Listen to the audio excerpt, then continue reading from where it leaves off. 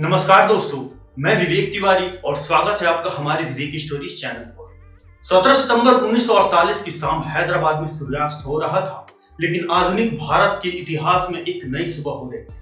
Perl city यानी मोतियों के लिए जब शहर मशहूर है। 73 साल पहले आजाद भारत की माला में इस शाम एक और मोती को पिरोया जा रहा था। हालांकि हैदराबाद का भारत में विलय इतना आसान नहीं था। इसके लिए काफी चुनौतियों का सामना भी करना पड़ा। आइए जानते हैं हैदराबाद के भारत में शामिल होने की पूरी कहानी।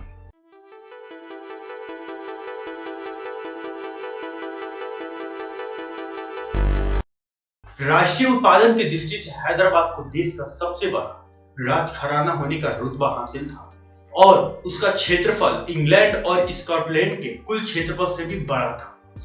देश की आजादी के बाद ज्यादातर रजवाड़े भारत में शामिल हो गए, लेकिन जूनागढ़ और कश्मीर और हैदराबाद भारत में शामिल होने को तैयार नहीं थे। ये अलग देश के रूप में मान्यता पाने की कोशिश में थे। हैदराबाद के निजाम उस्मान अली खां आसिफ ने फैसला किया कि उनका रजवाड़ा न तो पाकिस्तान और न ही भारत में शामिल होगा।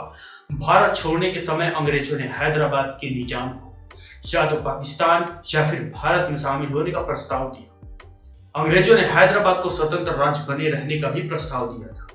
हैदराबाद में निजाम और सेना के वरिष्ठ पदों पर मुस्लिम थे, हालांकि वहां की ज्यादातर आबादी हिंदू 85% थी। शुरू में निजाम ने ब्रिटिश सरकार से हैदराबाद को राष्ट्रमंडल देशों के तहत स्वतंत्र राजतंत्र का दर्जा देने का आग्रह किया। हालांकि ब्रिटिश निजाम के इस प्रस्ताव पर सहमत नहीं हुए। कहा जाता है कि निजाम भारत में हैदराबाद का विलय बिल्कुल कराना नहीं चाहते थे।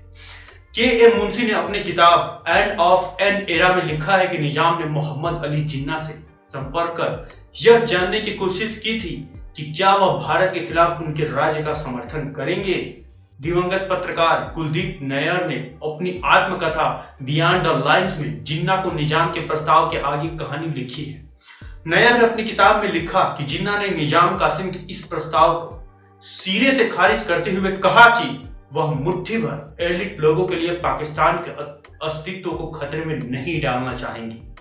MIM के पास उस वक्त 20,000 रजगार थे जो निजाम के लिए काम करते थे और हैदराबाद का विलय पाकिस्तान में करवाना चाहते थे या स्वतंत्र रहना चाहते थे। रजगार एक निजी सेना थी जो निजाम के शासन को बनाए रखने के लिए थी।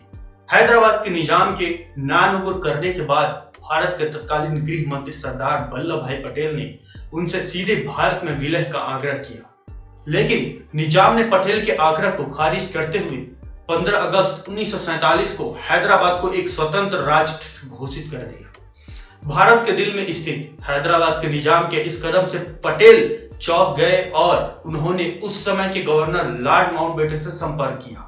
माउंटबेटन ने पटेल को सलाह दी कि इस चुनौती को भारत बिना बल प्रयोग के निपटे।